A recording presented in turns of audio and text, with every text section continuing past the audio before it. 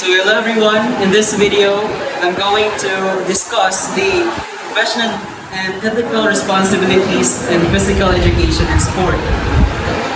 And later than that, I will also present the sports management, media, and sports related career. So without further ado, let's proceed to professional and ethical responsibilities in physical education and sport. So it was stated here that in this field of physical education in sports, professional and ethical responsibilities are critical to maintaining the integrity and effectiveness of the field. So nga critical man siya, it's because professionalism and ethical responsibilities are very important when it comes to physical education and sports, because it ensures honesty, fairness, and respect in interaction, decisions, and action.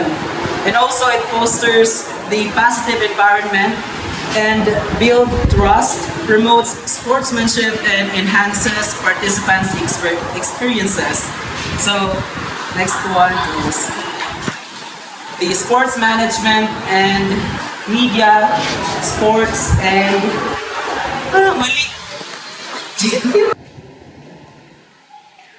So let's move on to the sports management, media, and sports-related career. So, according to the description here, it represents a diverse and dynamic sector that integrates business, communication, and athletics expertise. So, on the other hand, sports management, media, and sports-related careers are interconnected. So, bale, they exist to one purpose, which is to promote the success and promotion of sports. And also, these fields enhance the sports industry and the visibility and growth of the sports industry. So, now, let's discuss it one by one. So, first is the sports management. So, sports management encompasses the business aspect of sports, including operation, marketing, event management, and administration. So, the task or the responsibilities of sport management is budgeting, contract negotiation, and strategic plan. So, in simply understanding, sports management is the one who control the success of the sports industry. So, it is not all about the sports management, but there are various careers that sports management has to offer. So, first is the sport facility manager and also event coordinator, sports marketing specialist, and team manager. So, muna siyang all about sa sports management. So, the next one is sports media. So, sports media focuses on the coverage and broadcast of sports through the different channel. So, including the television, radio, print, and digital platform. So, one of the responsibilities of sports media is to gather news, to report news, and to conduct interviews. And mostly makita nato siya sa kanang mga dula sa TV, like basketball, like ina-interview nila ang mga athletes.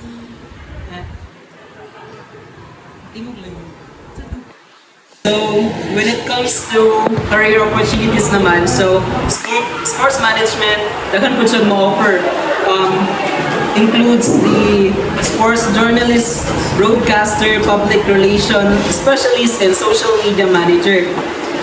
So, sports media promotes and broadcasts sports event, boosting the visibility, generating excitement, and providing information, and also attract sponsorship. So, bale, pag i-broadcast na siya through the help of sports media is daka na siya ganahan na mag-sponsor gani. And also, the global experience, enhance niya global experience and reach of sports by entertaining, informing, and connecting enthusiasts.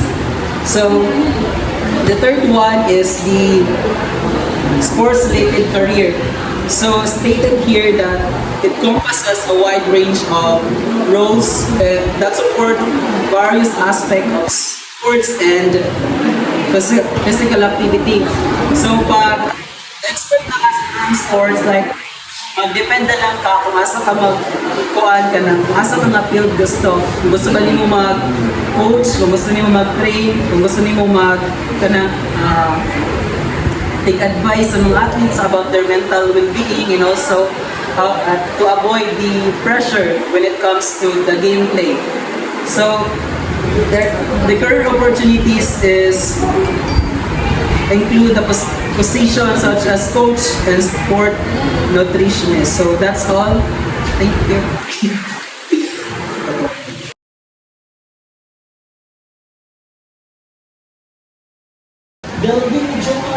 So good afternoon, ma'am. Good afternoon, everyone. Today I'm going to discuss about the ethical considerations in coaching, training, and competition.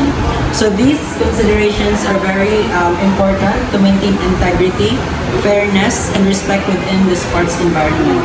So these considerations will be the guiding tool for the coaches, trainers, athletes, and stakeholders, ensuring that all aspects of sport participation are conducted in a manner that upholds the highest ethical considerations and standard. So first is ethical considerations in coaching. So respect for athletes. So diri sa respect for athletes kay ma-appeal po diri ang dapat i-avoid na to ang favoritism. Kaya dapat ma-provide ka og equal opportunities for all. Dapat sa ato ang mga athletes as coach, wala tayo favorite niya. Sige ikaw pag-train niya ka mo likod lang. Dapat fair ka tanan, wala tayo favoritism kay ma-down ko lang mo. Next kay honesty and integrity. Transparent dapat ta sa ato mga decisions and intentions para aware ang ato ang athletes nga nung gibuhat nato na o nganong kanato decisions. Kaya basig makainom sila nga natin magic. That's number. Next, kay boundaries and professionalism. Dapat dili nato gamiton ang atong power as a coach or as a trainers para lang sa atong personal gain. Dapat i-maintain gyapon nato atong pagka-professional as coaches. Next is ethical considerations in training. So, dapat sa promote fair play, dapat i-train nato atong athletes as a coach nga dapat mag-practice sila ng fair play nga respect ko nila ang rules, mag-follow gid sa mga regulations o respect ko ng opponents. So next kay ethical considerations in training. First kay safety and health. Dapat pag maghimo ta o training program or mag-train ta, dapat ang ato yung una-unaon as trainer kay ang well-being din sa mga athlete para ma-prevent sila sa injuries. Next, informed consent. Dapat kabalo sila ang mga athletes sa kung sa ang mga practices o mga methods na ilang i-undergo para kabalo sila kung saan ilang i-expect. Next, avoid exploitation. Kanina na-discuss naman ni so many times. Dapat bili na ito gamitin ng athletes for financial gain and whatsoever. Second, lastly, equal treatment. Same sa leader ganina, dapat avoid na ito ang discrimination regardless dapat sa ilang race, gender, and socio-economic status.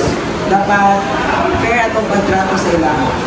And lastly, ethical considerations in competition. So first, kahit balik na po ang fairness and integrity, dapat ma-follow sa the rules and regulations, malagid na. Sunod, kay respect for officials. Isag na ay time na mamali ang officials, dapat i-respeto gyapon nato kay naagyapon silang final decisions. Next, kay anti-doping practices. Dapat i-avoid nato ang pag-engage sa mga practices na makahatag o unfair advantage sa ilaha. And lastly, kay sportsmanship. Dapat diri kay dapat ituluan po nato itong athletes good nga mudawat o kadaugan o kapilihan po dili lang kadaugan per me pero dapat pinanlatanan. Dapat mo compete sila with honor and respect for their opponents. So that's all. Thank you.